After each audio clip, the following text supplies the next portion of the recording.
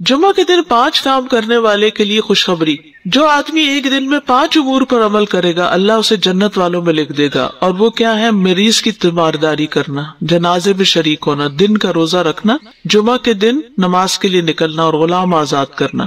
اب اس میں یہ کہ یہ 5 کام جمعے کے دن ہی ہو سکتے ہیں، اور لیکن جمعے کے دن کا اکیلا روزہ رکھنا منع کیا گیا، یعنی اگر کسی کا جمعرات کے ساتھ کا اکٹھا یا ہفتے کے ساتھ کا روزہ ہے، کوئی قضا رکھ رہا ہے یا ویسے ہی کوئی کفارے وغیرہ کے بھی رکھ رہا ہے، اچھا اس دن صدقہ خیرات کرنا بھی عام دنوں کے مقابلے میں زیادہ اجر و ثواب کا باعث ہے۔ تو انسان جمعے کے دن کی نا کچھ اس طرح کی پلاننگ کرے کہ اس دن خاص صدقہ بھی کرے اور نہائے دھوئے بھی اور ساری زیب و زینت اور پھر تیار ہو اور گھر بھی صاف ستھرا کرے، یہ کہ اہتمام نظر آئے کہ آج جمعہ کا دن ہے۔ جی غلام آزاد کرنے میں صدقہ آ جائے گا۔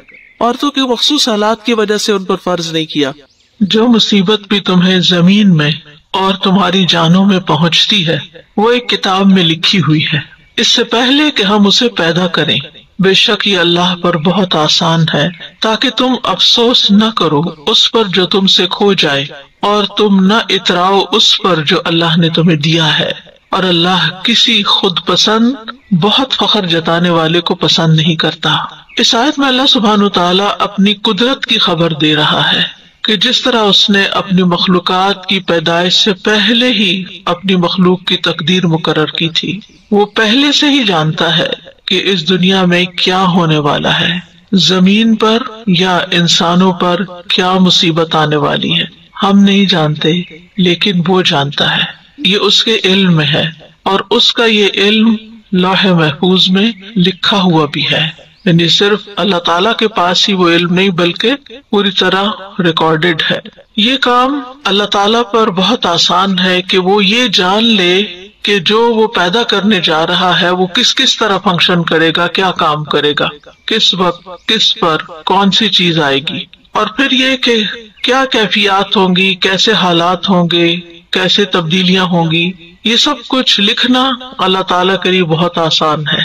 اس سے ہم اندازہ لگا سکتے ہیں کہ ہم مخلوق میں اور اللہ رب العزت میں کیا فرق ہے، یعنی اللہ سبحانہ تعالیٰ کی قدرت اور طاقت کتنی زیادہ ہے کہ ہر چھوٹی سے چھوٹی چیز، ایک ذرے سے ذرے کے بارے میں علم، اور آسمانوں اور پہاڑوں اور ان تمام چیزوں کے بارے میں علم اللہ تعالیٰ کے پاس ہے اور لکھا ہوا بھی موجود ہے۔ یہ سب کچھ اس لیے بتایا جا رہا ہے، یعنی یہ تو ایک حقیقت ہے، ایک ریالٹی ہے، کیونکہ اللہ تعالیٰ نے خود بیان کر دی۔ یہ ہمیں کیوں بتایا جا رہا ہے؟ تاکہ ہم دنیا میں کسی بھی چیز کے کھو جانے پر غم نہ کریں، چاہے وہ ہماری صحت ہو یا کوئی کسی کی جان ہو یا کوئی مال ہو یا کوئی فصلیں ہوں یا انسان کی آمدنی کا کوئی ذریعہ ہو۔ کوئی بھی چیز انسان سے کھو جائے تو اسے تقدیر کا حصہ سمجھ کر اس پر صبر کرے، اور جو نعمتیں اللہ تعالیٰ ہمیں دے، یعنی صرف یہ نہیں ہوتا کہ ہم سے لیا ہی جا رہا ہوتا ہے بلکہ ساتھ ہی ہمیں بہت کچھ دیا بھی جا رہا ہوتا ہے۔ تو جو نعمتیں اس نے تمہیں عطا کی ہیں ان پر غرور اور تکبر نہ کرو بلکہ شکر ادا کرو، کیونکہ اللہ تعالیٰ کسی تکبر کرنے والے، غرور کرنے والے، فخر کرنے والے کو پسند نہیں کرتا۔ انسان کے یہی 2 رویے ہوتے ہیں کہ جب اسے تکلیف آتی ہے تو جزا فضا کرتا ہے، اور جب کچھ مل جاتا ہے تو آپے سے باہر ہو جاتا ہے، اور یہ دونوں رویے اللہ تعالیٰ کو پسند نہیں، بلکہ انسان کو ان دونوں اوقات میں وہ کرنا چاہیے جو اللہ تعالیٰ کو پسند ہے، اور اسے یہ یاد رکھنا چاہیے کہ یہ تقدیر کا ایک حصہ ہے۔ اللہ تعالیٰ نے یہ میرے بارے میں فیصلہ کیا ہے کہ اس وقت زندگی کے اس موڑ پر مجھے اس طرح کی بیماری آئے یا تکلیف آئے یا کوئی چیز جائے یا پھر آئے۔ عموماً یہ ہوتا ہے کہ ہم تکلیفوں کو زیادہ یاد رکھتے ہیں، ان کا تذکرہ زیادہ کرتے ہیں، لیکن جو نعمتیں ہمیں ملی ہیں ان کو ہم یاد بھی نہیں کرتے، گنتے بھی نہیں، ان پہ شکر بھی کم ادا کرتے، ان کا ذکر بھی نہیں کرتے۔ یعنی عام طور پر ہماری جو گفتگو، انٹریکشن، کنورسیشن، میسج ایکسچینجنگ جو ہوتی ہے وہ تکلیفوں پر مبنی، مسائل پر مبنی، پریشانیوں پر مبنی ہوتی ہے، اس میں عام طور پر ان چیزوں کا زیادہ ذکر ہوتا ہے۔ لیکن زندگی میں ہم نے کیا اچیومنٹس کی، ہمیں اللہ تعالیٰ نے کن کن نعمتوں سے نوازا، کیا کیا ہم پر رحمتیں ہوئیں، کیسے کیسے ہمیں مواقع ملے، کیسی کیسی نعمتوں میں اس نے رکھا ہوا ہے، اس کا تذکرہ یا تو ہوتا نہیں، یا پھر ہوتا ہے تو فخر اور غرور کے انداز میں ہوتا ہے، اپنا کارنامہ بتایا جاتا ہے، اور یا پھر اس کے ذریعے دوسروں پر برتری جتائی جاتی ہے، جبکہ شکر ادا کم ہی کیا جاتا ہے۔ تو اللہ تعالیٰ فرما رہے ہیں ما اصاب من مصیبت فی الارض، نہیں پہنچتی کوئی بھی مصیبت جو زمین کو پہنچتی. زمین پر کون کون سی مصیبتیں آتی ہیں؟ جیسے بارشوں کا نہ ہونا اور اس کی وجہ سے قحط سالی، زمین کا بالکل سوکھ جانا، یا پھر زلزلوں کا آنا، یا پھر خسف ہو جانا، یا پانی کا زمین میں اتر جانا، یا پھر سیلاب اور طوفانوں کا آنا، وباؤں کا آنا جیسے کووڈ وغیرہ جس سے انسان متاثر ہوتا ہے، یا زمین پر لڑائیاں اور جھگڑے اور فساد اور جنگیں جیسے یوکرین میں آج کل ہو رہی ہے، یا اور جگہوں پر فتنے فساد پھیلے ہوئے ہیں. تو یہ سب کچھ اللہ تعالیٰ کے علم ازلی میں تھا. یعنی شروع سے ہی اللہ تعالیٰ کو پتا تھا کہ میں اس زمین پر انسان کو پیدا کروں گا اور ان کی مختلف چیزوں سے آزمائش کروں گا، اور یہ چیزیں زمین پر ہوں گی. یہ اللہ تعالیٰ کا علم سابق ہے. یعنی الا فی کتاب من قبل ان نبرأها ولا فی انفسکم، اور نہ تمہارے نفسوں میں کوئی تکلیف آتی ہے، یعنی انسان کی جان پر. تو صحت کے سلسلے میں یہ آیت میں نے اس لیے اختیار کی ہے کہ ہم یہ جانیں کہ ہم جو بیمار ہوتے ہیں، ہمیں کسی قسم کی جو تکلیف آتی ہے، جو ہم پر کوئی مصیبت آتی ہے نفس پر، یعنی چاہے وہ نفسیاتی تکلیف ہو، چاہے روحانی ہو، کوئی جسمانی ہو، ذہنی ہو، کسی بھی قسم کی کوئی کرب اور بے چینی اور انگزائٹی اور ڈپریشن اور کوئی بھی چیز جو انسان کے اوپر وارد ہوتا ہے، یا کسی چیز کے کھو جانے سے انسان کو جو تکلیف اور پریشانی آتی ہے، یا اپنے کسی پیارے کے اوپر جو دکھ تکلیف آتا ہے اس کی وجہ سے جو تکلیف لاحق ہوتی ہے، یا پھر یہ کہ انسان کہیں سے گر جاتا ہے، یا کوئی چوٹ لگ جاتی ہے، یا پھسل جاتا ہے، یا کسی وبا کا شکار ہو جاتا ہے، یا انسان کے جسم میں کسی قسم کا کوئی اضطراب، حتیٰ کہ کوئی خارش ہوتی ہے، یا پھر کسی طرح کی کوئی چبھن سی ہو جاتی ہے، یا کوئی پین شروع ہو جاتی ہے، کوئی بھی چیز جو ہمارے جسم میں ہوتی ہے یہ اللہ کے علم میں ہوتی ہے اور اللہ کے اذن سے ہوتی ہے. اور اللہ تعالیٰ کی کتاب میں یہ بھی لکھا ہوا ہے کہ کس انسان کو کس وقت کیا لاحق ہوگا، اور پھر اللہ تعالیٰ کو یہ بھی پتا ہے کہ وہ اس وقت کس طرح ریاکٹ کرے گا، اور یہ جو ریاکشن ہو جاتا ہے پھر یہ ہمارے اعمال نامے میں لکھ لیا جاتا ہے، اور پھر اس کے مطابق ہمیں جو بھی بدلہ ہوگا وہ دیا جائے گا. اور یہ سب کچھ کیوں ہوتا ہے؟ آزمائش کے لیے، امتحان کے لیے کہ انسان کرتا کیا ہے. یعنی اگر آپ کسی بھی چیز کو آبزرو کریں، بعض اوقات ہوتا ہے نا کہ کسی پیٹ کو آپ دیکھتے ہیں یا کوئی کیڑا مکوڑا دیکھتے ہیں تو آپ آبزرویشن شروع کر دیتے ہیں کہ اچھا میں اس کی طرف یہ چیز پھینکتی ہوں یا میں اس کو چھیڑتی ہوں تو یہ کرتا کیا ہے. تو پھر آپ کہتے ہیں یہ ادھر جائے گا، یہ یوں کرے گا، یوں کرے گا. تو آپ اس کو دیکھ دیکھ کے ایک طرح سے بعض اوقات انجوائے کر رہے ہوتے ہیں. تو ہم سب اسی طرح کیڑے مکوڑوں کی طرح زمین پر جو بھی اچھے برے ایکشن کر رہے ہیں نا وہ اللہ سبحانہ وتعالیٰ کی نظر میں ہے. کسی ہمارے ایکشن پہ اللہ تعالیٰ خوش ہوتے ہیں اور کسی ہمارے ایکشن پہ اللہ تعالیٰ ناراض ہوتے ہیں، لیکن بہرحال وہ سب کچھ اس کے علم میں کچھ بھی چھپا ہوا نہیں. اور پھر اللہ تعالیٰ نے ہمارے اوپر فرشتے بھی مقرر کر رکھے ہیں، ان کل نفس لما علیہا حافظ، کوئی جان ایسی نہیں جس پر ایک نگران نہیں کھڑا، وہ دیکھ رہا ہے کہ یہ کرتا کیا ہے انسان.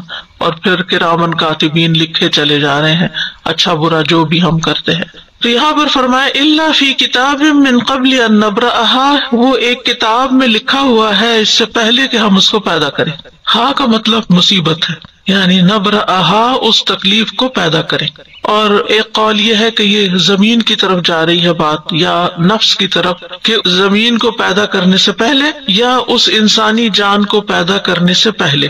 یعنی قرآن مجید کی یہ بلاغت ہے اور ایک خوبصورتی ہے کہ اس کے اندر اتنی وسعت آ جاتی ہے. ایک ہی ضمیر ہے اور اس میں انسان کی سوچ کی جہت کھلتی ہے کہ ہا کی ضمیر نفس کی طرف لوٹ رہی ہے، ہا کی ضمیر ارض، یہ سب مؤنث ہے، اور ہا کی ضمیر مصیبت کی طرف جا رہی ہے. یعنی اس سے پہلے کہ مصیبت آئے، اس سے پہلے کہ زمین پیدا ہو، اس سے پہلے کہ انسان پیدا ہو، یہ سب کچھ لکھا ہوا ہے. یعنی خیر و شر سب کچھ لوح محفوظ میں محفوظ ہے. اور یہ تقدیر جو ہے یہ اللہ کا ازلی علم ہے، اور اللہ تعالیٰ نے ہر چیز کا علم کے اعتبار سے احاطہ کر رکھا ہے. کوئی چیز بھی اللہ کے علم سے باہر نہیں. وَأَنَّ اللَّهَ قَدْ أَحَاطَ بِكُلِّ شَيْءٍ عِلْمًا. اب آپ جب بیمار ہوتے ہیں، پریشان ہوتے ہیں، تو آپ اللہ تعالیٰ سے اپنی حالت کا واسطہ دے کے بھی دعا کر سکتے ہیں. یا اللہ تجھے تو پہلے سے ہی پتا ہے کہ میرے اوپر کیا آنا ہے، اور تجھے تو پہلے سے ہی پتا ہے کہ میں کتنی کمزور ہوں، اور تو میرے حال کو جانتا ہے، اور تو میری تکلیف کو جانتا ہے، تو مجھ پہ رحم فرما. یعنی اللہ تعالیٰ سے انسان اس طریقے سے بھی دعا کر سکتا ہے. یعنی اللہ تعالیٰ کی صفت علم کا واسطہ دے کر، کیونکہ قرآن مجید میں آتا ہے وَلِلَّهِ الْأَسْمَاءُ الْحُسْنَىٰ فَادْعُوهُ بِهَا، تو ہمیں اللہ تعالیٰ کی اسماء و صفات کا واسطہ اور وسیلہ دے کر بھی اللہ تعالیٰ سے دعا کرنی چاہیے، جیسے انی مسنی الضر وانت ارحم الراحمین. بس اللہ تعالیٰ کی رحمت کی بات کر دی، اللہ تعالیٰ کی اس صفت کی بات کر دی کہ آپ تو بہت زیادہ رحم فرمانے والے ہیں. یعنی مطلب کیا ہے، اگر کسی کو کہا جائے آپ تو بہت سخی ہیں تو اس کا کیا مطلب ہے کہنے کا؟ یہ تعریف کوئی کیوں کر رہا ہے کسی کی؟ تاکہ وہ اپنی سخاوت کا اظہار کرے. تو اسی طرح اللہ تعالیٰ کی صفت رحمت کا جب ذکر کرتے ہیں تو اس کا مطلب یہ ہے کہ آپ تو اس کے مالک ہیں اور آپ کر سکتے ہیں. تو یہ چیز اگر انسان اللہ تعالیٰ کے بارے میں سوچے کہ ہر چیز کو جانتا ہے، ہر چیز کو، وَأَنْتَ عَلَّامُ الْغُیُوبِ، میں نہیں جانتا تو جانتا اور تو علام الغیوب ہے. قیامت تک جو کچھ ہونے والا ہے، جب سے پیدا ہوا جب تک ختم ہوگا، سب کچھ اس کے علم ہے. وَكُلَّ شَيْءٍ أَحْصَيْنَاهُ فی امام مبین، ایک واضح کتاب میں، ایک کھلے رجسٹر میں ریکارڈ رکھا ہوا ہے.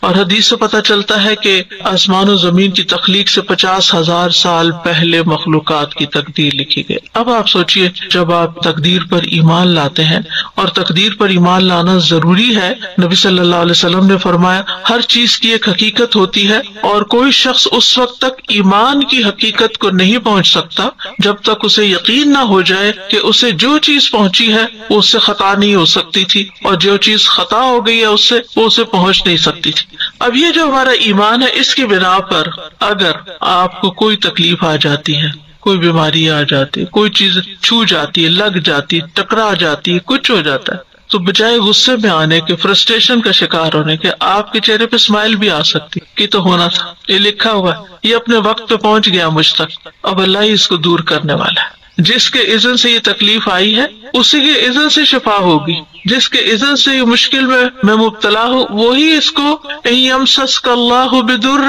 فلا کاشف لہ الا ہو، اگر تمہیں کوئی تکلیف پہنچ جاتی ہے تو اس کو اللہ کے سوا کوئی بھی دور نہیں کر سکتا. فلا کاشف لہ الا ہو، یہ یقین ہونا چاہیے پورا. جتنا زیادہ یہ یقین ہوگا کہ فلا کاشف لہ الا ہو، کہ اللہ ہی اس تکلیف کو دور کرنے والا ہے، اس کو کھولنے والا ہے، تو اتنا ہی زیادہ ہم اللہ سبحانہ وتعالیٰ کی طرف رجوع کریں گے، اتنے یقین کے ساتھ اسی کی طرف لوٹیں گے، اسی کے در پہ جائیں گے، اسی کے آگے سر جھکائیں گے، اسی کو پکاریں گے، اسی کے آگے ہاتھ پھیلائیں گے، اسی کو مختلف چیزوں کا واسطہ وسیلہ دیں گے جو مشروع ہے یا جس کی اجازت ہے ہمیں. تو اس طرح اللہ تعالیٰ سے تعلق اور زیادہ مضبوط ہو جائے گا. پھر فرمائے ان ذالک علی اللہ یسیر. ہمیں لگتا ہے کتنا مشکل کام ہوگا، یہ کتنا بڑا کام ہے یہ سب کچھ، لیکن اللہ تعالیٰ فرماتے ہیں اس کے لیے تو یہ کچھ بھی مشکل نہیں. سبحان اللہ، یعنی اس کی قدرت اس سے بھی کہیں زیادہ ہے کہ وہ ان سب چیزوں کا علم رکھے. اور ہمیں کیوں بتایا جا رہا ہے لِكَيْ لَا تَأْسَوْا عَلَىٰ مَا فَاتَكُمْ، تاکہ تم کھو جانے والی چیز پہ افسوس نہ کرتے رہو، تم سے غم دور کرنے کے لیے. اور یہ ایک حقیقت ہے کہ اگر انسان تقدیر کے معاملے کو اور اس بات کو سمجھ جائے کہ یہ کسی وجہ سے آئی ہے تکلیف مجھ پر، اللہ تعالیٰ یا تو مجھے ریسٹ کروانا چاہتا ہے، یا مجھے کچھ سکھانا چاہتا ہے، یا کوئی بھی ایسی وجہ ہو سکتی ہے کہ جو مجھے علم نہیں، کیونکہ اس کا کوئی بھی فیصلہ حکمت سے خالی نہیں، یہ بھی ساتھ ہی یاد رکھنا چاہیے.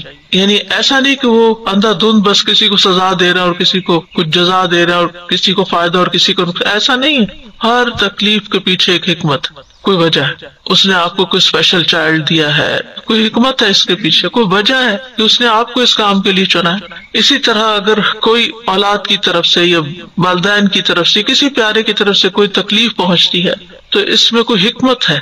تو اگر انسان ایمان لے آئے تقدیر پر تو پھر غم ہلکا ہو جاتا ہے. وجہ بتا دی گئی کہ لِكَيْ لَا تَأْسَوْا، تاکہ تم افسوس نہ کرتے رہو، غمگین نہ رہو، عَلَىٰ مَا فَاتَكُمْ، جو تم سے فوت ہو گیا، یعنی جو تم سے چلا گیا، تمہاری صحت چلی گئی، تمہاری جوانی چلی گئی، تمہاری ہمت چلی گئی، تم سے کام کا چانس چلا گیا. اللہ کو یہی منظور، آگے موو فارورڈ، آگے چلو، آگے چلو.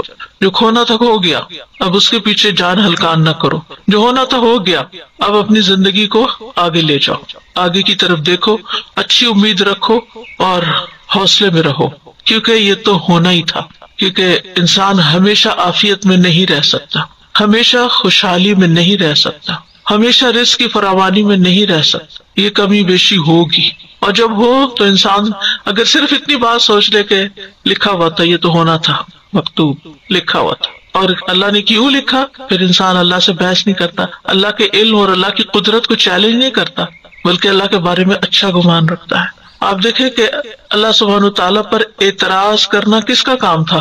جانتے ہیں نا ہم، یہ شیطان کا کام تھا. تو پھر ہم کتنے مزے سے مختلف چیزوں پر اعتراض شروع کر دیتے ہیں. واضح طور پر شیطان کے نقش قدم پر چل رہے ہوتے ہیں، واضح کلیئر کہ اللہ نے میرے ساتھ ایسا کیوں کیا، وائی می، یہ کیوں ایسا کیا. یہ آپ یاد رکھیں کہ یہ کیا ہے، یہ دراصل شیطان کے قدموں پر چلنا ہے، اس کی پیروی کرنا ہے، اس کے پیچھے جانا ہے. اور پھر دوسرا رویہ جو شیطانی رویہ ہوتا ہے، انا خیر منہ، وہ کیا ہے؟ تکبر والا. اور یہ تکبر والا رویہ یہ بھی اللہ کو ناپسند، یہ دونوں شیطانی رویہ اللہ کو ناپسند ہے. وَلَا تَفْرَحُوا بِمَا آتَاكُمْ، اس پہ مت خوش ہو، مت اتراؤ، مت اکڑو جو اللہ نے تمہیں دیا ہے. یعنی اپنی کسی بھی اسکل پر، اپنی کسی ذہانت پر، اپنی کسی قابلیت پر، اپنے کسی کارنامے پر، اپنی کسی کامیابی پر. کیونکہ عام طور پر کیا ہوتا ہے، یعنی ذرا سے دوسروں سے کوئی بہتر کام کر لیتے ہیں تو پھر ہم دوسروں کو حقیر سمجھنا شروع کر دیتے ہیں. میں اس سے بہتر ہوں، مجھے زیادہ اچھا پکانا آتا ہے، مجھے زیادہ اچھا پڑھانا آتا ہے، مجھے زیادہ اچھا فلاں کام آتا ہے. یعنی کوئی بھی جو کام اپنی چاہے قابلیت ہو، یا میرے پاس یہ زیادہ اچھا ہے، میرے بچے زیادہ خوبصورت ہیں، میرے بچے زیادہ پڑھے لکھے ہیں، میرا گھر زیادہ اچھا ہے، میرا یہ، یعنی انسان کو جتنی بھی نعمتیں ملی ہیں پھر انسان ان پر اترائے نہیں، فخر نہیں کرے. اور اترانا کیا ہوتا ہے اور تکبر کیا ہوتا ہے؟ دوسروں کو حقیر سمجھنا. اپنی خوشی کا اظہار منع نہیں ہے کہ اللہ کا شکر ہے اللہ نے دیا.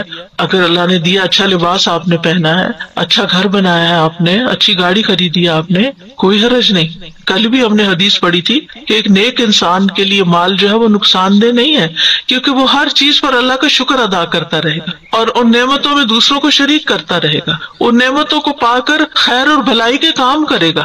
انسان یاد رکھے کہ اس دنیا میں انسان کو نعمتیں بھی ملیں گی اور تکلیف بھی آئے گی، لیکن ہر حال میں مطلوب اور مقصود کیا ہے کہ انسان اللہ کا بندہ بن کر رہے. اکرمہ ابن عباس سے روایت کرتے ہیں کہ وہ اللہ کے فرمان اسی آیت کے بارے میں کہتے ہیں کہ ہر شخص غمگین ہوتا ہے اور خوش ہوتا ہے، لیکن مومن اپنی مصیبت پر صبر کرتا ہے اور خوشحالی پہ شکر کرتا ہے. اس آیت میں ایک بات یاد رکھیں کہ اس کا یہ مطلب نہیں کہ اگر ہر چیز لکھی ہوئی ہے تو انسان کوشش نہ کرے. نہیں، کوشش بھی کرنا اللہ کے اذن سے ہے اور اللہ کا حکم ہے اور ہمیں اس پر ابھارا گیا ہے. وَأَن لَيْسَ لِلْإِنسَانِ إِلَّا مَا سَعَىٰ، کہ تمہیں کوشش کرنا ہے، کیونکہ ہمیں تو نہیں پتا نا آگے کیا لکھا ہوا ہے، ہمیں نہیں پتا. تو ہمیں جو نعمتیں ملی ہیں اور جو وسائل ملے ہیں اور جو جسمانی قوت ملی ہے اس کے ساتھ اس دنیا میں رہتے ہوئے احرص علی ما ینفع، جو چیزیں فائدہ دیتی ہیں ان کی حرص کرے. انسان اپنی صحت کا خیال رکھے، انسان اپنے لیے وہ تمام وسائل اختیار کرے، چاہے ایکسرسائز ہے، چاہے بریدنگ ہے، چاہے ہیلدی ڈائٹ ہے، یا جو بھی، یا پھر اگر بیمار ہوتا ہے تو علاج کرتا ہے. تو یہ انسان کے پارٹ پر ہے اور اس کو کرتے رہنا چاہیے. لیکن کچھ چیزیں کرتے رہنے کے باوجود بھی الٹ ہو جاتی ہیں تو وہ پھر انسان کو یہ یاد رہے اس وقت کہ یہ ہونا تھا، کیونکہ انسان اس وقت زیادہ پشیمانی کا شکار ہوتا ہے. میں تو اتنی زیادہ کیئرفل ہوں اپنے ڈائٹ کے بارے میں نے تو کبھی شوگر استعمال نہیں کی تھی، مجھے یہ بیماری کہاں سے آ گئی، اور یہ نہیں، یہ لکھا تھا. اس کی حکمت اللہ کو پتا ہے کہ اس نے آپ کو یہ بیماری کیوں بھیجی اور اس کے ذریعے آپ کو کیا سکھانا تھا، یا اس کے ذریعے آپ کے کتنے درجات بلند کرنے تھے. تو یہ اللہ تعالیٰ کو پتا ہے. ہمیں کیا کرنا ہے؟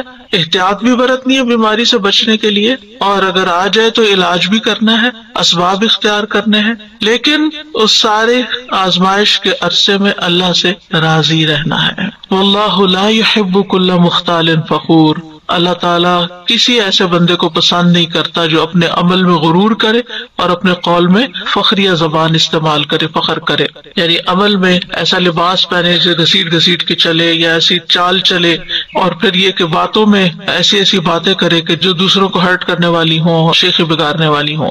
تو بے صبرا کرنے والا غم اور سرکش کرنے والی خوشی جو ہے، ان دونوں کی ممانعت کی گئی ہے.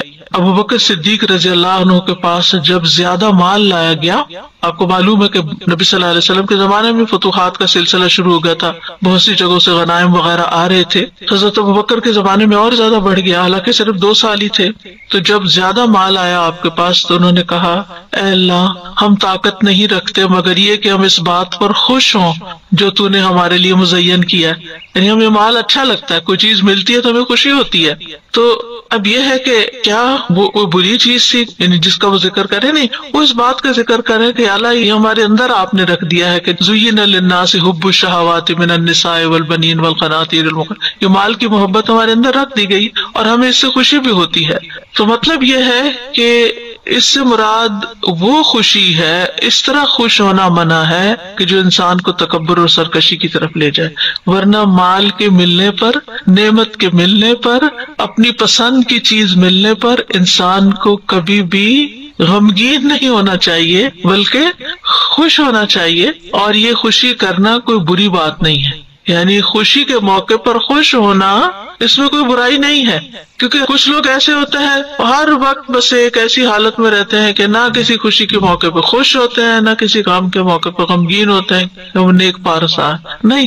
خوشی کی کوئی چیز ہے، کوئی نعمت ملی، خوشی کا اظہار کرے. فاما بنعمت ربک فحدث، بس لمٹ کے اندر، اس سے اوپر نہیں جانا کہ تکبر شیخی بگاڑنا شروع ہو جائے یا آپ دوسروں کو نیچا کرنا شروع کر دیں، یہ نہیں ہونا چاہیے. اور اسی طرح یہ کیسے ہو سکتا ہے کہ غم کا موقع ہو، کوئی پیارا جدا ہو جائے، کوئی تکلیف ہو اور ہم غمگین نہ ہو؟ یعنی کیا ہم پتھر دل ہیں؟ ہمارے سینے میں دل نہیں ہے؟ ہم محسوسات اور جذبات سے عاری ہو جائے؟ یہ نہیں کہا گیا. ہم غمگین بھی ہوں، ہمیں اجازت ہے غم کرنے کی، ہم غمگین ہوں، ہمیں اجازت ہے آنسو بہانے کی، لیکن حد سے باہر نہیں نکلنا، منہ سے کچھ نہیں نکالنا، اونچی آواز سے نہیں رونا، کوئی شکوہ شکایت نہیں کرنی ہے اللہ تعالیٰ سے. اسی طرح بیماری ہے، بیماری میں تکلیف ہے، کوئی پین ہے، کوئی ایسی چیز آ گئی ہے کہ جو ڈاکٹرز کہتے ہیں علاج ہی کوئی نہیں ہے، بس اب آگے کی تیاری کرو، تو ایسے میں بھی مایوسی نہیں، غم ہے، مایوس نہیں ہونا. تو آپ دیکھیں کہ اللہ کے انبیاء جو ہیں وہ تکلیف کے موقع پر تکلیف محسوس کرتے ہیں لیکن اللہ ہی کو پکارتے ہیں. حضرت یعقوب علیہ السلام کو آپ دیکھیں کہ کتنے سال ایک تکلیف میں حضرت یوسف علیہ السلام کی جدائی میں مبتلا رہے، لیکن مایوس نہیں ہوئے ایک دن کے لیے بھی. جب بنیامین بھی وہاں رہ گئے تو کیا کہتے ہیں؟ امید ہے کہ میرا رب سب کو ہی لے آئے گا. سبحان اللہ، ایسے موقع پر سالوں سال گزر گئے یوسف علیہ السلام کو کھوئے ہوئے، اور دوسرا پیارا بیٹا بھی کھو گیا، یعنی چلا گیا ان کے نگاہوں کے سامنے سے، لیکن ایاتینی بہ جمیعا، اللہ سب کو ہی لے آئے گا. یہ اتنی بڑی بات کون کہہ سکتا ہے؟ وہی جس کو اللہ کی ذات پر پورا بھروسہ ہو، وہ صرف حالات کو نہ دیکھ رہا ہو کہ نہیں میرا یہ اندازہ ہے، جو کچھ یہ ہو رہا ہے اس کا نتیجہ تو یہی نکلے گا. کئی لوگ بہت ججمنٹل ہوتے ہیں، چھوٹی چھوٹی باتوں سے کچھ نکال کے نتیجہ جمع تفریق کر کے تو دوسرے کو کوئی بری خبر سنا دیتے ہیں، یا پھر یہ اتنے سال گزر گئے اس چیز کو، اب تو پھر اب سوچنا ہی چھوڑ دو، اب کیا اس بارے میں سوچ. نہیں، اللہ تعالیٰ کبھی بھی کچھ کر سکتا ہے. اس سے پتہ چلتا ہے کہ پیغمبر کوشش کیا کرتے تھے، بیماری کتنی بھی زیادہ ہو، حد سے بڑھ جائے، ڈاکٹر جواب دے جائیں. اور کل نورین جو ایک لیونگ میریکل ہے، آپ کو اس کی اپنی زبانی سننے کا موقع ملا کہ کس طرح سانسیں اکھڑنے لگتی تھی اور کس طرح ڈاکٹرز بالکل ہوپلیس ہو گئے تھے، لیکن کس طرح اللہ سبحانہ تعالیٰ نے اس کو ایک نئی زندگی دی، اور کس طرح اللہ سبحانہ تعالیٰ نے بولنے کی قوت لوٹائی، سننے کی لوٹائی، دیکھنے کی لوٹائی، جو کہ اس بیماری میں ساری کھو گئی تھی.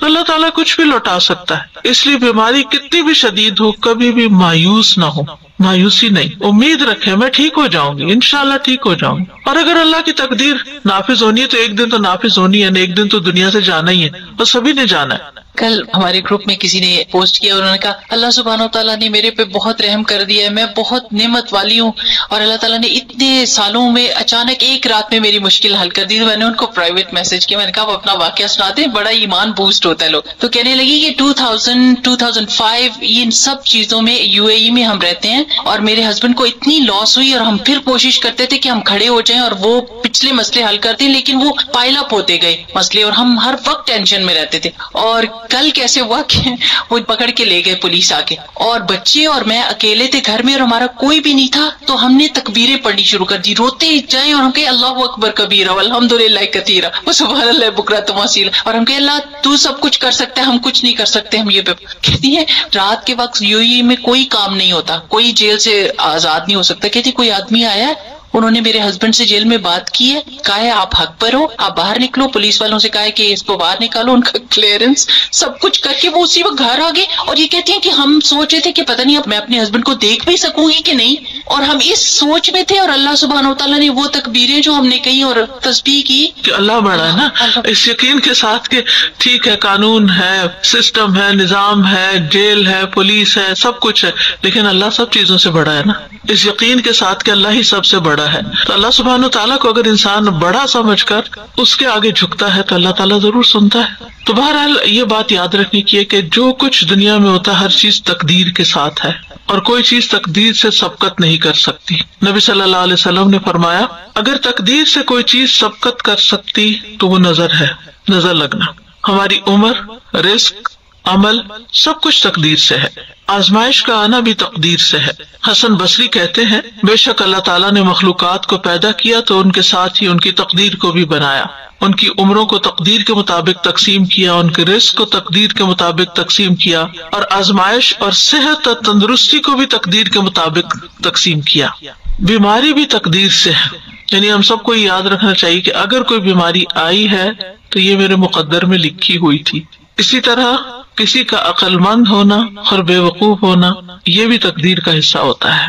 رسول اللہ صلی اللہ علیہ وسلم نے فرمایا ہر چیز تقدیر سے وابستہ ہے، یہاں تک کہ فہم و فراست اور بے بسی بھی. پھر موت کا وقت اور جگہ. نبی صلی اللہ علیہ وسلم نے فرمایا جب تم میں سے کسی کی موت کسی زمین پر مقرر ہوتی ہے تو اسے وہاں جانے کی حاجت پڑ جاتی. جب وہ اپنے اینڈ مقام پہ پہنچتا ہے تو اللہ تعالیٰ اس کی روح قبض کر لیتا ہے، اس سے آگے نہیں جا سکتا. کتنے لوگ پلین میں فوت ہو جاتے ہیں، اچھے بھلے صحت مند سوار ہوتے ہیں لیکن اتر نہیں سکتے، ان کی موت وہاں لکھی ہوتی ہے. اور قیامت کے دن وہ زمین کہے گی اے مالک یہ تیری امانت حاضر ہے. پھر اسی طرح یہ ہے کہ احتیاط کرنا توکل کے منافی نہیں. اس کا یہ مطلب نہیں تقدیر میں جو ہوگا نہیں ہمیں کوشش نہیں کرنی چاہیے، کوشش بھی کرنی چاہیے اور احتیاط بھی کرنی چاہیے. مترف کہتے ہیں کسی کو ایسا نہیں کرنا چاہیے کہ وہ اونچے پہاڑ پر چڑھ کے خود کو نیچے گرائے اور کہے میری تقدیر میں یہ لکھا تھا.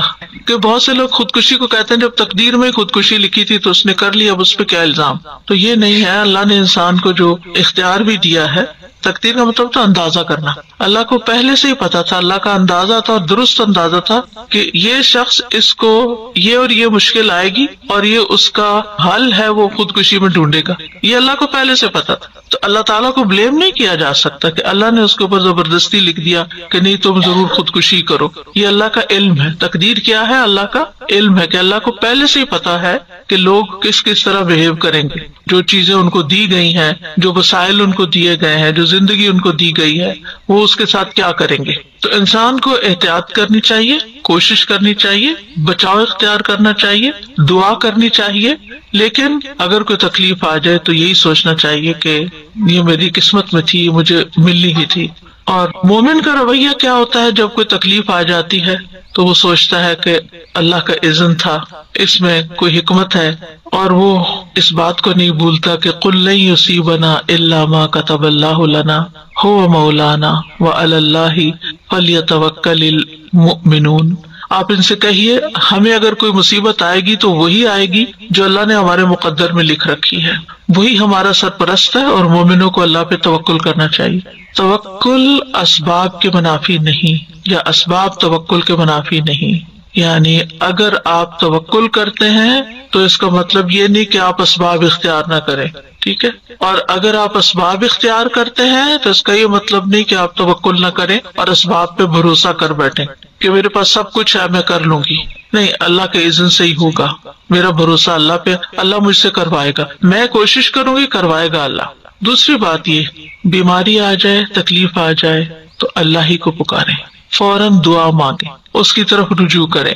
امن یجیب المضطر اذا دعاہ ویکشف السوء، بھلا کون ہے جو لاچار کی فریاد رسی کرتا ہے جب وہ اسے پکارتا ہے اور اس کی تکلیف کو دور کرتا ہے.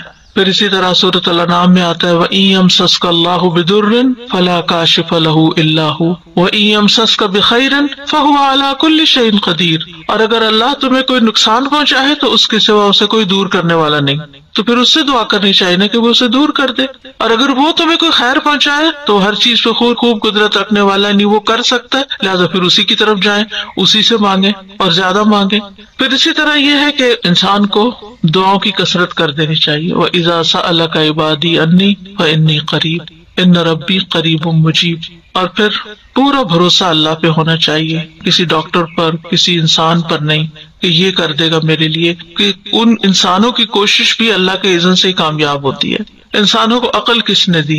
جس عقل کے ساتھ وہ دوائیں استعمال کرتے، وہ جو دوا بنی ہے وہ کس نے پیدا کیا؟ وہ سارا سبسٹینس جو تھا سب کچھ اللہ کی طرف سے ہے، تو اللہ ہی کو کافی سمجھے، اور پھر اللہ ہی طبیب ہے۔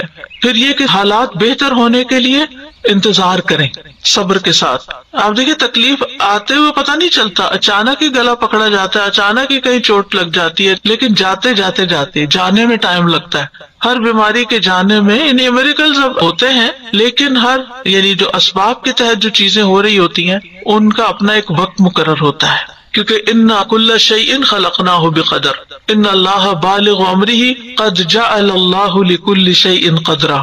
اللہ اپنا کام پورا کر کے رہتا ہے، بس یہ ہے کہ اللہ نے ہر چیز کا ایک اندازہ مقرر کر رکھا کہ کون سا کام کب ہوگا۔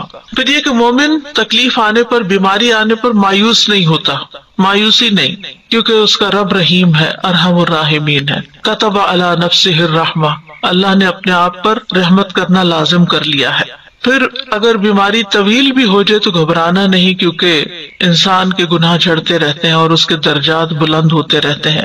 رسول اللہ صلی اللہ علیہ وسلم نے فرمایا، اللہ تعالیٰ فرماتے ہیں جب میں اپنے مومن بندے کو آزماتا ہوں اور وہ تیمارداری کرنے والوں کے سامنے میرا شکوہ نہیں کرتا تو میں اس کو اپنی قید سے آزاد کر دیتا ہوں، یعنی جلد شفا دے دیتا ہوں۔ اچھا، ایک نفسیاتی پہلو بھی ہے اس کا۔ آپ جتنا زیادہ بیماری کا تذکرہ کرتے ہیں اور ہر آنے والے کے سامنے بار بار بیماری بیماری بیماری، تو وہ چیز آپ کے اندر ایک راسخ سی ہو جاتی ہے، ایک نفسیاتی اثر بھی ہوتا ہے، اور چیزیں ویسے ہی پھر ہونے بھی لگتی ہیں۔ لہٰذا ڈاکٹر کے سوا کسی کو اپنی بیماری کی لمبی چوڑی تفصیلات نہ بتایا کریں۔ یعنی کچھ لوگ تو اتنی منظر کشی کرتے ہیں کہ دوسروں کو بیزار بھی کر دیتے۔ دوسرے کیا کریں گے اتنی باتیں سن کے؟ آپ اچھی باتیں کریں، دل خوش کریں۔ ہاں، اگر ڈاکٹر پوچھتا ہے تو آپ اس کو ضرور ڈیٹیل سے بتائیں کہ اس کو آپ کی بیماری سمجھ آئے اور وہ آپ کو صحیح دوا تجویز کر سکے، لیکن ہر ایک کے سامنے پٹاری کھول کے نہیں بیٹھ جائیں کہ ایسے بھی ہوتا ہے اور ایسے بھی ہوتا ہے۔ اچھا، پھر اس کا نتیجہ کیا ہوتا ہے؟ ہر کوئی دل پسند مشورے دیتا ہے اور پھر طرح طرح کی آپ کو مفت دوائیں بتاتا ہے کہ یہ بھی کر لو، وہ بھی کر لو، فلاں چیز کر لو، فلاں چیز کر لو۔ اچھا، اس کا نقصان کیا ہوتا ہے کہ وہ یک وقت ساری بھرمار کر دیتے ہیں اور پھر نہ کہیں کبھی نہیں رہتے۔ تو اس لیے صرف سمجھدار شخص کے سامنے، کسی عقل مند انسان کے سامنے، کسی تجربہ کار شخص کے سامنے، کسی ڈاکٹر کے سامنے بات کرنی چاہیے جس سے آپ کو توقع ہو کہ یہ میری کچھ رہنمائی کر سکتا ہے۔ شفا اللہ کے ہاتھ میں، شفا اس نے نہیں دینی مجھے، لیکن یہ رہنمائی کرے گا۔ تو رہنمائی کرنے والے شخص کے ساتھ اگر آپ بات کرتے تو اس میں کوئی حرج نہیں ہے، لیکن ہر ایک کے سامنے بیماری کا شکوہ نہیں کرنا چاہیے، بس الحمدللہ کر لینا چاہیے۔ نبی صلی اللہ علیہ وسلم نے فرمایا کہ اگر وہ یہ شکوہ نہیں کرتا تو اللہ تعالیٰ فرماتے ہیں کہ میں اس کو اپنی قید سے آزاد کر دیتا ہوں، یعنی جلدی صحت ہو جاتی۔ پھر اس کے پہلے گوشت کے عوض بہترین گوشت عطا کرتا ہوں، اور اس کے پہلے خون کے بدلے بہترین خون دیتا ہوں، اور وہ اثر نو عمل کرتا ہے، یعنی پھر بالکل ایک نئے انسان کی طرح دوبارہ سے اپنا کام شروع کر دیتا ہے۔ پھر اسی طرح یہ ہے کہ منہ سے برے الفاظ کبھی نہ نکالے۔ نبی صلی اللہ علیہ وسلم جب کسی کی عیادت کے لیے تشریف لے جاتے تو کیا فرماتے؟ لا بأس، کوئی بات نہیں، طہور انشاءاللہ، یہ بیماری پاکیزگی کا ذریعہ بنے گی، یعنی جسم سے بھی آپ کی بیماری نکل جائے گی۔ آپ دیکھیں نا، بعض بیماریاں آپ کے اندر ہی اندر کہیں چھپی ہوتی ہیں، پھر ایک وقت آتا ہے کہ وہ سرفیس پہ آ جاتی ہیں، آپ کی سکن پہ آ جاتی ہیں، تو وہ اصل میں صرف سکن نہیں ہوتی بیمار، وہ اندر کوئی چیز بیمار ہوتی ہے جس کی سمٹمز باہر نظر آ رہی ہوتی ہیں۔ تو اللہ تعالیٰ آپ کو ایک موقع دیتا ہے کہ آپ اس کا علاج کر لیں۔ تو یہ اس بیماری کا سرفیس پہ آ جانا، مثلا سر درد شروع ہو گیا آپ کو، تو یہ سر درد صرف سر درد نہیں ہوتا، there is something wrong either with your stomach or something else۔ تو پھر ماہر ڈاکٹر ہوتا ہے، وہ سمجھ کے دوا دیتا ہے کہ سر درد کی وجہ کیا، انویسٹیگیٹ کرتا ہے۔ تو لا باس طہور انشاءاللہ، یہ جو سرفیس پہ بیماری آئی ہے اسے پریشان نہ ہو، کیونکہ جب تک وہ اندر چھپی رہتی ہے ہمیں پتہ ہی نہیں ہوتا، ہم خوش باش پھرتے ہیں، بس ذرا سی چیز نظر آ جائے صحیح تو پھر ہمیں ہول پڑنے لگتے ہیں۔ تو اس پر پریشان نہ ہو، بلکہ وہ سمجھے کہ اب رستہ کھل گیا ہے علاج کا، صفائی کا رستہ، تزکیے کا رستہ کھل گیا۔ اور پھر یہ کہ انسان فوراً یہ سوچے کہ یہ بیماری گناہوں کو دھو ڈالنے کا ذریعہ بھی ہے، یعنی جسمانی پاکیزگی بھی اور اس کے ساتھ ساتھ گناہوں سے پاکیزگی بھی۔ اسی طرح ایک موقع پر آپ صلی اللہ علیہ وسلم نے فرمایا، بخار کو برا بھلا نہ کہو، بخار بنی آدم کے گناہوں کو اس طرح دور کرتا ہے جس طرح بھٹی لوہے کی میل کچیل کو دور کرتی ہے۔ پھر اسی طرح بیماری میں موت کی تمنا نہ کی جائے، موت نہ مانگی جائے۔ نبی صلی اللہ علیہ وسلم نے فرمایا تم میں کوئی شخص موت کی تمنا نہ کرے، کیونکہ اگر وہ نیک ہوگا تو امید ہے کہ اس کے اعمال میں اور اضافہ ہو جائے، اور اگر وہ برا ہے تو ممکن ہے وہ توبہ ہی کر لے، کیونکہ موت تو اعمال کا سلسلہ منقطع کر دیتی ہے نا، پھر انسان کچھ کرنے کے قابل نہیں رہتا۔ حدیث میں آتا ہے کہ مومن کی عمر تو اس کی بھلائی میں ہی اضافہ کرتی، یعنی جتنے دن آپ کو دنیا میں مل جاتے ہیں اتنا ہی آپ کو نیک اعمال کا وقت مل جاتا ہے۔ اور پھر سب سے بڑی بات یہ کہ پازیٹیو تھنکنگ، اللہ کے بارے میں اچھا گمان، اپنے ساتھ جو کچھ ہو رہا ہے اس سے اچھی بات سوچنا۔ اور ویسے بھی حدیث میں آتا ہے نا کہ اللہ تعالیٰ فرماتے ہیں میں اپنے بندے کے ساتھ اس کے گمان کے مطابق ہوں، یعنی جیسا آپ سوچنا شروع کرتے ہیں ویسے چیزیں ہونے لگتی ہیں۔ اور اچھے گمان کے بدلے میں معاملہ بھی اچھا اور برے گمان کے بدلے میں معاملہ بھی برا۔ اگر تم برا سوچتے تو پھر برا ہی نتیجہ نکلے گا، اور اگر تم اچھا سوچتے ہو، آپٹیمسٹک ہو، تو پھر تمہارے ساتھ اچھا ہی ہوگا۔ پھر پلٹ کے بات انسان کے اپنے اوپر ہی آ جاتی ہے کہ انسان اپنے لیے کیا سوچتا ہے، کیا چاہتا ہے۔ پھر یہ کہ اللہ کے وعدوں کو یاد رکھے، جو وعدے اس نے اپنی کتاب میں کیے۔ شعراوی جو ایک ایجپشن مفسر ہے، ان کے لیکچرز موجود ہیں، بس یہ کہ کلوکیل عربک میں دیتے ہیں تو سمجھنے بڑے مشکل ہوتے ہیں، لیکن ان کے تفسیر کا ایک انوکھا ہی انداز ہے، بہت گہرائی میں بات کرتے ہیں اور بہت عمدہ خزانے ڈھونڈ ڈھونڈ کے لاتے ہیں۔ وہ کہتے ہیں کہ میں ان 4 لوگوں پہ حیران ہوں جو 4 چیزوں سے غافل ہیں۔ میں اس بندے پہ حیران ہوتا ہوں جو کسی غم میں مبتلا ہے، وہ کس طرح اللہ کے اس فرمان سے غافل ہو جاتا ہے، لا الہ الا انت سبحانک انی کنت من الظالمین، جبکہ اللہ تعالیٰ اس کے بعد فرماتا ہے فاستجبنا لہ ونجیناہ من الغم وکذالک ننجی المؤمنین، کہ ہم اسی طرح مومنوں کو نجات دیتے ہیں غم سے، ہم نے اس کا غم دور کر دیا، یعنی یونس علیہ السلام کا۔ جب اللہ نے یہ وعدہ کیا ہے کہ غم کا علاج ہے اس آیت کے اندر، تسبیح کے اندر، تو وہ تسبیح کیوں نہیں کرتا؟ وہ کہتے ہیں میں اس بندے پہ حیران ہوتا ہوں جسے کسی تکلیف سے آزمایا گیا، یعنی کوئی بیماری آئی اس پر، کہ وہ کس طرح اللہ کے اس فرمان سے غافل ہو جاتا ہے، انی مسنی الضر وانت ارحم الراحمین، مجھے تکلیف پہنچی ہے اور تو سب رحم کرنے والوں سے زیادہ رحم کرنے والا ہے۔ جبکہ اللہ تعالیٰ اس کے بعد فرماتا ہے فاستجبنا لہ، ہم نے اس کی دعا قبول کر لی، فکشفنا ما بہ من ضر، اور جو کچھ تکلیف اسے تھی وہ ہم نے اس سے دور کر دی۔ تو اللہ سبحانہ تعالیٰ اگر ایوب علیہ السلام کی سنتا ہے تو ہماری بھی سنے گا۔ ان کی دعا قبول کر لی اور اللہ نے ان کو بیماری سے صحت عطا کی، تو یہ اللہ کا وعدہ ہے۔ پھر کہتے ہیں میں اس بندے پہ حیران ہوتا ہوں جو خوف سے آزمایا گیا، وہ کس طرح اللہ کے اس فرمان سے غافل ہو جاتا ہے، حسبنا اللہ ونعم الوکیل، کیونکہ اس کے بعد اللہ تعالیٰ فرماتے ہیں فانقلبوا بنعمت من اللہ وفضل لم یمسسہم سوء، وہ تو اللہ کی نعمت اور فضل کے ساتھ لوٹے، انہیں کوئی تکلیف نہ پہنچی۔ تو یہ غم دور کرنے والی اور فکر اور پریشانی دور کرنے والی آیت ہے، حسبنا اللہ ونعم الوکیل۔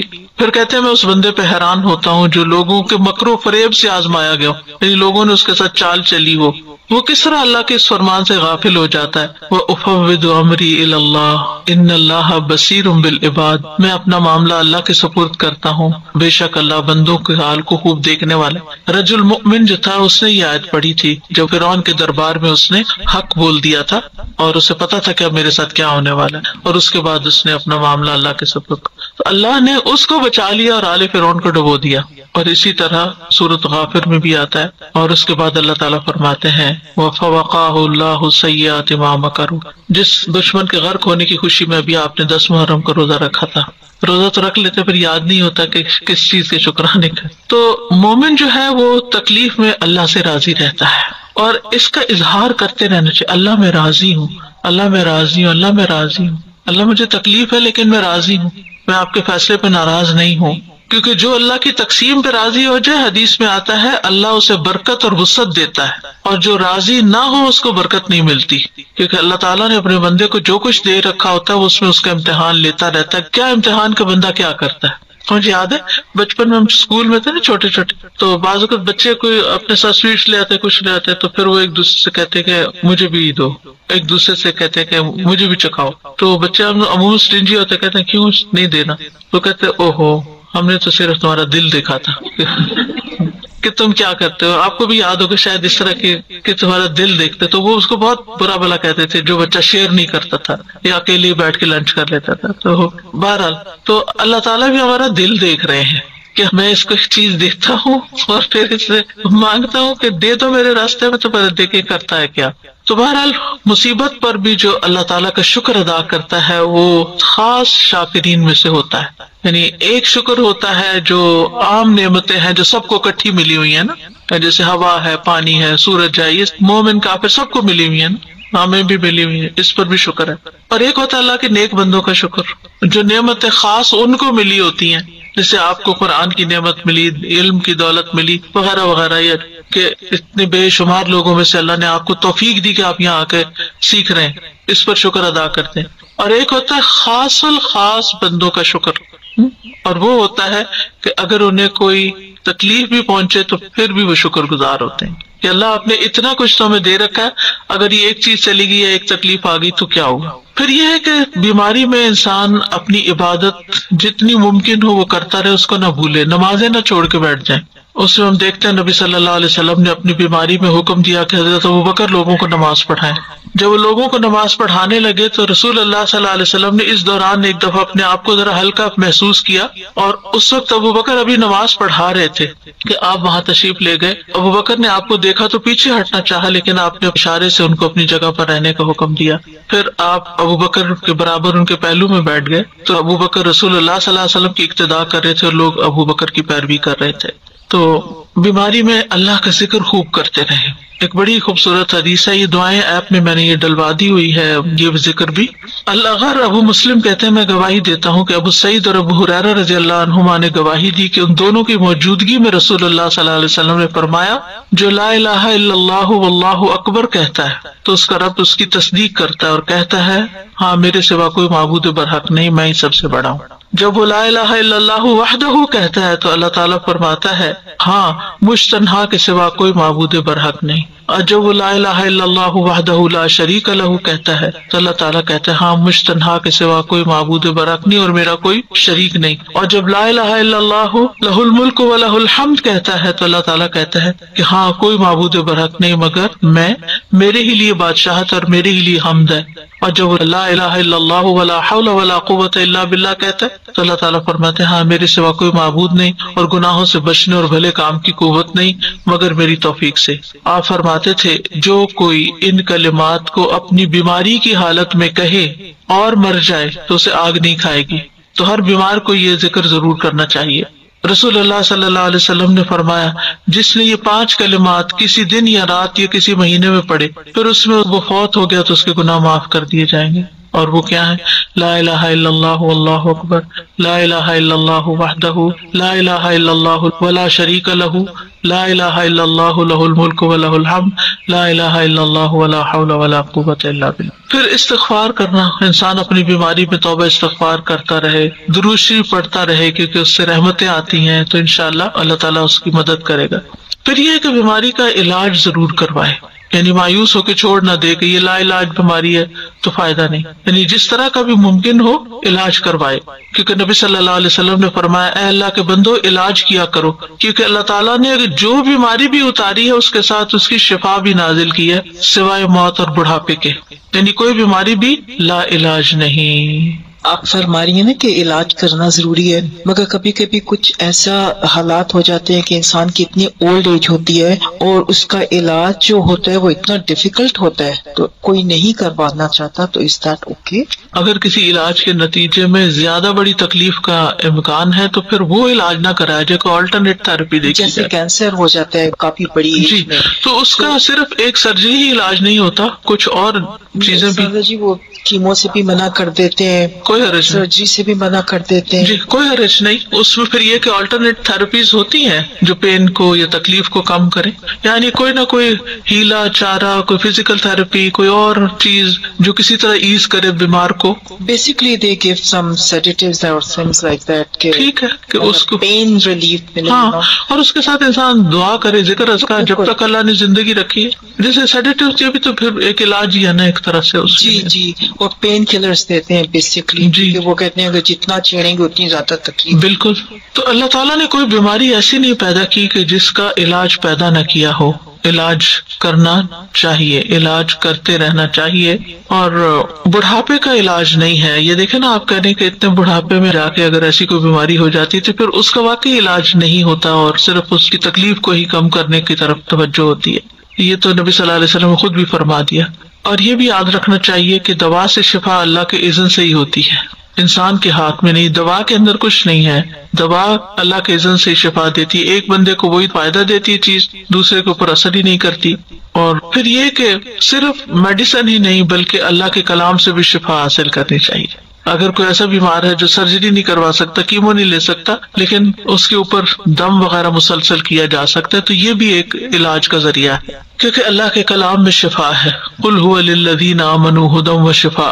نہ صرف یہ کہ جسمانی بیماریوں کا بلکہ روحانی بیماریوں کا. شفاء لما فی الصدور. پھر سنت سے علاج. انبیاء کو قلبی اور روحانی ادویات دی گئی جو فائدہ دیتی ہیں. بعض بیماریاں ایسی ہیں کہ جو ڈاکٹروں کی پہنچ سے باہر ہوتی ہیں، ان کو پتہ ہی نہیں ہوتا کہ بیماری کیا ہے اور اس کا علاج بھی نہیں کر سکتے، وہ جانتے نہیں ہوتے. تو ایسی صورت میں خاص طور پر جو وحی کے ذریعے ہمیں ملا ہے اس کے ذریعے علاج کرنا فائدہ دیتا ہے، اور وہ بھی کروانا چاہیے، یعنی روحانی علاج جس کو کہتے ہیں. کیونکہ اللہ کے سوا کوئی نہیں جانتا کہ اس بیماری کا کاز کیا ہے. تو ڈاکٹرز کو جب تک کاز سمجھ نہیں آتی تو وہ علاج کیسے کریں؟ وہ اپنی عقل سے اس تکلیف کو دور کرنے کے لیے کچھ نہ کچھ دیتے رہتے ہیں، لیکن بعضوں کا صرف وقتی آرام آتا ہے اور پھر تکلیف بڑھ جاتی ہے یا آرام آتا بھی نہیں ہے.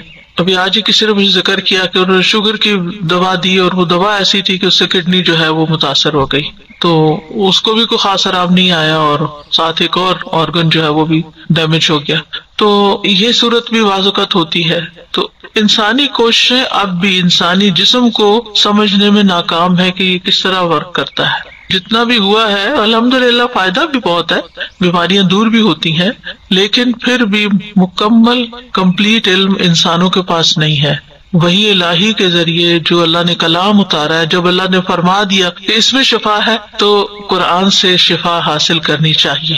کل مجھ سے کسی نے اپنا تجربہ شیئر کیا، 65+ ہیں وہ بھی ماشاءاللہ. تو وہ کہنے لگی کہ میں کسی دوا پر نہیں ہوں، مجھے کسی قسم کی دوا کی ضرورت نہیں ہوتی، نہ کوئی وٹامن نہ کچھ. میں نے کہا کیا راز ہے؟ کہتی کہ میں روزانہ کا جو قرآن پڑھتی ہوں ساتھ ہی پانی رکھ لیتی ہوں، اس پہ دم کرتی ہوں اور وہ روز پی لیتی ہوں، میری ساری چیزیں اسی سے ٹھیک ہوتی. سبحان اللہ. یقین کی بات ہے نا، یقین کی بات ہے. ورنہ آپ دیکھیں کہ جو عمر بڑھتی جاتی ہے دوائیوں کی تعداد بڑھتی جاتی ہے، ڈوز بڑھتی جاتی ہے، کیونکہ یہ یقین ہے کہ قرآن شفا ہے. اللہ تعالیٰ نے فرما دیا ہے کہ وَنُنَزِّلُ مِنَ الْقُرْآنِ مَا هُوَ شِفَاءٌ وَرَحْمَةٌ. شفا بھی ہے، رحمت بھی ہے.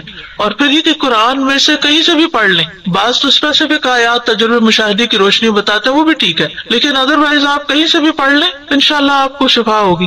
اور اگر آپ روز یہی پریکٹس شروع کرتے ہیں کہ جب قرآن پڑھنے لگے اپنا پانی پاس رکھ لیں، اونچی آواز سے تلاوت کریں، اور پھر وہ پانی کے اندر وہ جو آپ کی قرآن کی آیات کا اثرات ہیں وہ جائیں گے اور وہی پی لیں، اور وہ آپ کے کان بھی سن رہے ہیں، آپ کا جسم بھی سن رہا ہے، اور پانی بھی آپ کے اندر وہی گیا ہے، تو انشاءاللہ شفا ہوگی. پھر اسی طرح حجامہ کرانا، کپنگ، کیونکہ نبی صلی اللہ علیہ وسلم نے اس کے بارے میں تلقین کی ہے. اور جب آپ معراج پر گئے تھے تو جس فرشتوں کے گروہ سے ملے تو انہوں نے یہ کہا کہ اپنی امت کو حجامہ کرانے کا حکم دیں. اور اس میں الحمدللہ بہت فائدہ بھی ہوتا ہے. کئی ایسی لا علاج بیماریاں جو کسی دوا سے نہیں جاتی وہ حجامہ سے چلی جاتی ہیں. پھر کلونجی ہے. کلونجی کا بھی ہے کہ بعض اوقات لوگ کہتے ہیں ہمیں یہ سمجھ نہیں آتی کتنی کہاں ہے کتنی نہیں. آپ بس ایک پنچ روز اگر پانی کے ساتھ لے لیں اور اس نیت کے ساتھ کہ اللہ نے اس میں موت کے سوا ہر بیماری کی شفا رکھی ہے تو اللہ تعالیٰ آپ کو شفا دے گا. ہم نہ تو ڈاکٹر ہیں اور نہ ہی ہم جانتے ہیں کہ کیا چیز کتنی کیا، لیکن چھوٹی سے چھوٹی مقدار سے برکت ہو جائے گی، فائدہ ہو جائے گا، کیونکہ شفا تو اللہ نے ڈالنی ہے نا. وہ ہماری پھپھی کہا کرتے تھے اللہ تعالیٰ شفا دے تو راکھ کی پڑیا سے بھی ہو جاتی ہے، یعنی اگر اس میں کچھ بھی نہیں ڈلا ہوا راکھ ہی رہا ہے تو وہ بھی کھا لے تو انسان ٹھیک ہو جاتا ہے. پھر اسی طرح شہد، اللہ تعالیٰ نے قرآن میں فرمایا ہے کہ فیہ شفاء للناس. اللہ تعالیٰ کی بات تو غلط نہیں ہو سکتی نا. اگر اللہ نے فرمایا کہ فیہ شفاء للناس تو یقین رکھیں کہ فیہ شفاء للناس، اس میں شفا ہے لوگوں کے لیے. بس یہ ہے کہ پھر شہد خالص ہونا چاہیے، ورنہ یہ کہ ہم شہد کو بلیم کرتے رہتے ہیں اور پھر حدیثوں کو ڈاؤٹ کرتے رہتے ہیں. من جد وجد، اس کا مطلب جو کوشش کرتا ہے پا لیتا ہے. میں یہ سوچ رہی تھی کہ نیت بہت امپورٹنٹ ہے. اگر ہم شہد لے رہے ہیں، ہم کلونجی لے رہے ہیں، ہم زیتون لے رہے ہیں، تو ہماری نیت اگر یہ ہے کہ اس میں اللہ نے بولا ہے تو اللہ کی تو کہیں بھی بات غلط نہیں ہوتی، اس سے مجھے شفا ملے گی تو پھر شفا مل جائے گی. جیسے انسان سوچتا ہے نا پھر باڈی بھی ویسے جیسے کام وہ کرتا. پانی سے شفا ہو گئی. تو جسٹ اپنی نیت انسان کو جائزہ لینا ہے. اللہ کا حکم، رسول اللہ صلی اللہ علیہ وسلم کا حکم اور آپ کا تجربہ ہم کافی ہے ہمارے. اسی طرح آب زمزم حدیث میں آتا ہے جس مقصد کے لیے پیا جائے وہ اس سے فائدہ ہوتا ہے. یعنی الحمدللہ مسلمانوں کے ہر گھر میں کچھ نہ کچھ زمزم جو ہے موجود ہوتا ہے، تو وہ اکٹھا نہ پی جائیں بلکہ اس کو تو تبرک کے طور پہ رکھے، اور آپ اپنے پانی میں تھوڑا تھوڑا ڈال کے اس کو، کیونکہ جس پانی میں آپ ڈالتے ہیں اس سارے کی تاثیر بھی بدل جاتی. تو دم کر کے رکھ لیں سورۃ فاتحہ